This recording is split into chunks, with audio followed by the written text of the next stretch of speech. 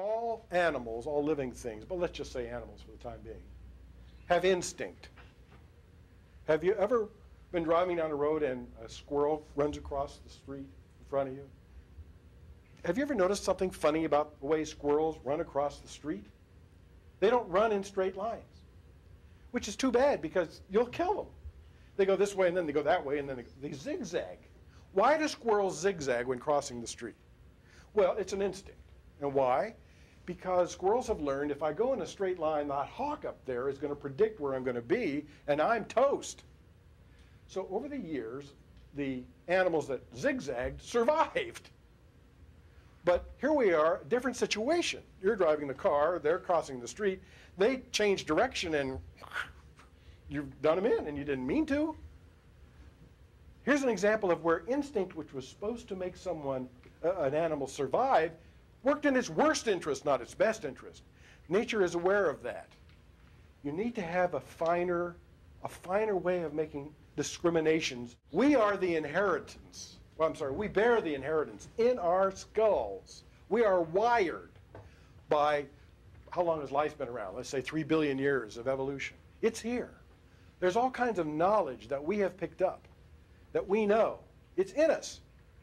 The only thing that's missing is we don't know how to contact, because the unconscious mind doesn't use words, it's nonverbal. Why do I know that it's nonverbal? You ever notice that you can't remember before you were 2, maybe 1.5? How far back can you remember? Can you remember before you were 1? I've never met anybody who could. Maybe 1.5, and then it's kind of fuzzy.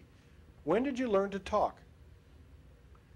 Have you ever noticed that when you think, you talk to yourself? Think about thinking. You use language. You are saying, let's say in English, if you're an English speaker, you're thinking in English. And if you're not an English speaker, you're not thinking in English, you're thinking in another language. We have some folks from overseas. Is this true or not? You think in a different language, don't you? You think. That's our rational part. That's the conscious mind in another language. If you're not natively trained, not a native speaker, I mean. You can think in two. Now that's got. You do. Two languages at about the same time. Really? And do you find that there are thoughts you can think in one language that you can't think in another? There are things that you can't express. Absolutely. Can you give us an example, or is that impossible to do? Of course, like my training in sciences was in English, so if I have to, if I think along those lines, that language comes to the fore. If I think about emotion, it's my mother language. When you think about the sciences, he thinks in English, because that's the language that he used. And when you think about emotional things, thoughts of home and things of that nature, you think in another language. What I do know is that there's another part of us that doesn't think. It's what we call the unconscious. By the way, it's in your head, and it's not an evil thing. It's scary only because we don't understand it very well. When I say we, I mean me, myself, standing here. I see the world a certain way, and I think of the world in a certain way because I have a language. My conscious self was created by my language. But there's another part of me, which is an unconscious part. I just may not know how to contact it. So our problem as inventors, my problem as an inventor, your problem as someone wishing to learn how to be creative, is to find a way to talk to someone who doesn't understand your language and doesn't think logically. Now that's a problem. How do you speak to the unspeakable with the unknowable? I mean, I should be in philosophy class. I'm in the wrong class. That is a terrifically hard problem, but it's not hard to solve. And this is what I do, and this is what you can do, and it will make you creative. Thinking creatively. Involve the unconscious. Apply the conscious. Combine the visual and the logical. You see where I'm going with this? You have two minds in your head. You have to learn to use both. Your studious mind, your logical mind, is in your way. That's why you're sitting up front. You've got to get out of the logical box. I'm not saying do dumb things that could hurt someone.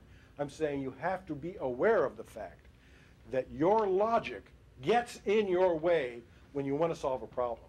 However, you can't behave like a madman and run around.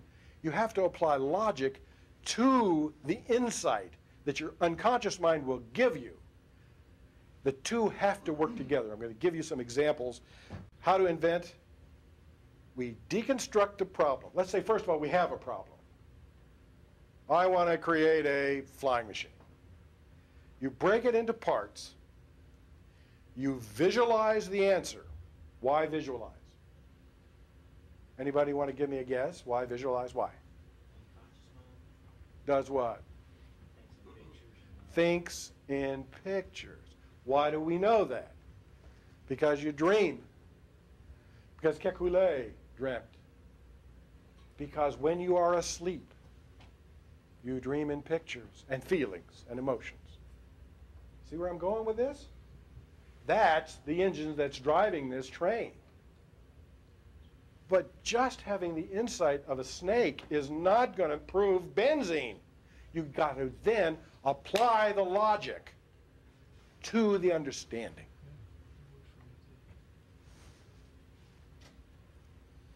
You have to determine what tasks have to be solved. This is a logical process. You have to try different combinations. They won't always work the first time. And then you have to test it and see if it works. That's all there is to it. Except you have to do it again and again and again until it does work. You have to have the source. You have to apply logic and learning and things of that nature until it works. In the evolution of the mind, we began with instinct. I've explained our poor little squirrel. Then came the unconscious, which is a bit more than just instinct. It's also, because we have such a large capacity to store, emotions, feelings, colors, pictures.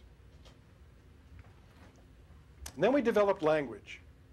I have some ideas on why we invented language, but I want to leave time for your questions. We can get into that at some point. And from language came our conscious mind. We became more than just an animal with instincts. We became an animal with instincts that could make fine distinctions using our language. That's not a hawk, that's a car. That's not this condition, that's this condition. We became aware. And with the development of the conscious mind, we developed logic. Logic. If A equals B and B equals C, then A equals C. And we work stepwise that way. Now that is the entire creative process. That is the inventive process. That's how you work.